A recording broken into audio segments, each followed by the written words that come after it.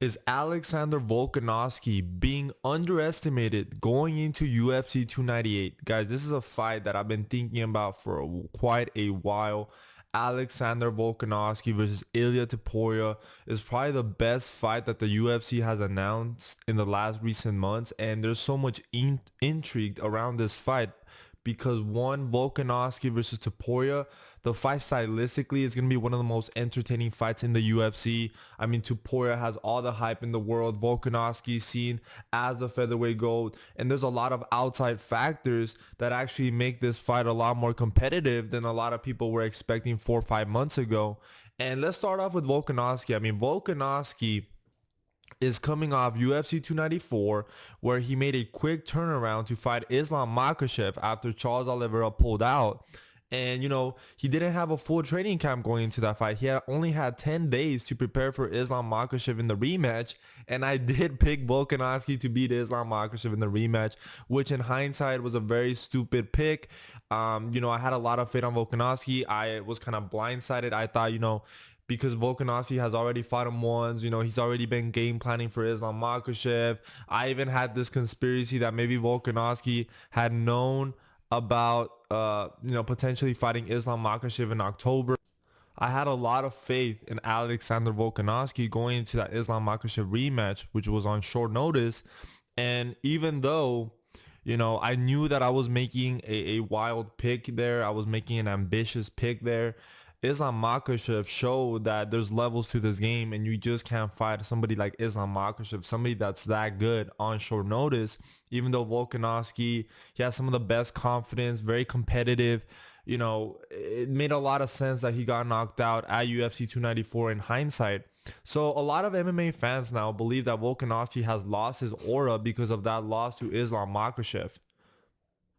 In the MMA community, as soon as fighters, as soon as MMA fans start to see your weakness, they usually jump off a fighter. They jump off the hype train. Volkanovski, after beating Yair Rodriguez, after that Islam Makhachev fight, gained a lot of fans, and now that he's lost to Islam Makhachev, it feels like yet again Volkanovski's fighting with a chip on his shoulder and has to prove to the world that he's still one of the best, if not the best featherweight of all time. So there's a lot at stake for Volkanovski going into this fight. So now let's talk about Ilia Topuria. I mean, Ilia Topuria is a new hot prospect on the block, 14-0, undefeated, young, has all the confidence in the world, a lot of aura, has been thinking about Alexander Volkanovski for a very, very long time. That's usually what happens when you have a very dominant champion. The contenders start to get better. They're always watching Volkanovski fight. Usually, typically right now, the most dominant champions are typically the most active champions. Volkanovski has been more active than Ilia Topuria,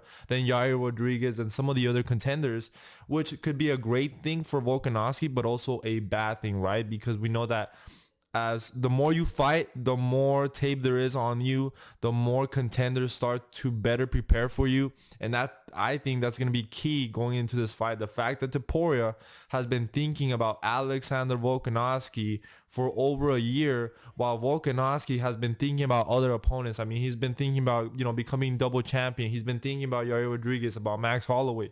Ilia Topuria has had his eyes set on Alexander Volkanovski. And even though a lot of people believe that Topuria is not ready for Volkanovski because he hasn't fought, Max Holloway, he hasn't fought Yair Rodriguez, he hasn't fought Brian Ortega. I still feel like Ilia Topuria stylistically is a very dangerous matchup for Volkanovski, and the fact that Topuria is young, I still think he's going to be improving. And like going into UFC 298, guys, let's be real, all the stars are aligning for Topuria in this matchup. I mean, Topuria is fighting a Volkanovski who's coming off a knockout loss. Like, we don't know how that's going to affect Volkanovski. I mean, we've seen when champions are very dominant and then they all of a sudden get knocked out, sometimes they don't come back the same. I mean, what happened to Anderson Silva?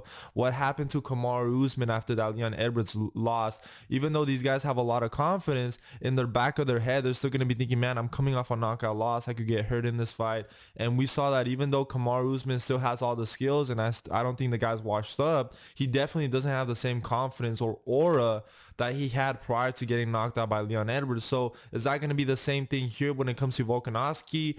Is he going to be too emotional going into this fight because he does feel like he has something to prove, especially because a lot of MMA fans and a lot of fans in general are writing him off because he lost to Islam Makhachev.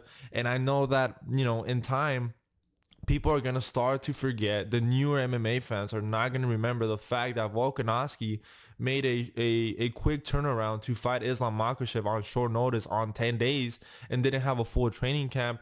And also the way he got knocked out, this doesn't really help his case at all because he got knocked out in the first 2 minutes of the first round.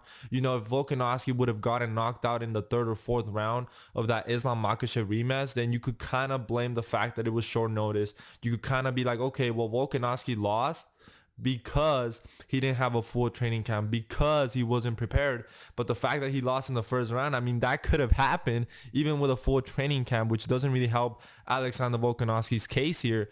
But like I said, I think Topuria right now has all the stars aligning for him in this matchup. I mean, Topuria has slick boxing with a crazy amount of power, great composure in his fights, which is so much composure because he was getting hit by Josh Emmett in that fight, but he had so much composure. In some of that fight, he was on the back foot, and some of that fight, he was pressuring Josh Emmett, has nasty boxing counters. He is very heavy on the front foot, which I could see Volkanovski, maybe exposing a little bit. I think Volkanovski is going to be feinting, switching stances like he always does, trying to kick the legs of Topuria. So I'm very interested to see if Topuria is going to address that going into this matchup against Volkanovski.